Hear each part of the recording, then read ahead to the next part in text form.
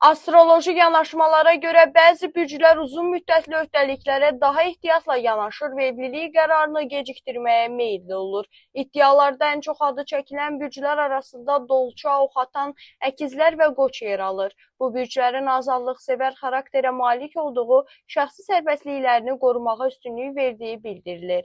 Məlumata görə Dolça müstəqilliyini itirmək istəmədiyi üçün ciddi münasibətlərdə tərəddüd edə bilər. Oxatan isə sərbəst həyat tərzinə bağlılığı səbəbindən evliliyə tələsmir. Digər tərəfdən Əkizlər bürcünün dəyişən xarakteri və tez-tez fikir dəyişməsi uzun müddətli qərarlarda qeyri-sabitlik yarada bilər. Qoç isə impulsiv davranışları ilə münasibətlərdə sabitlik qurmaqda çətinlik çəkə bilər.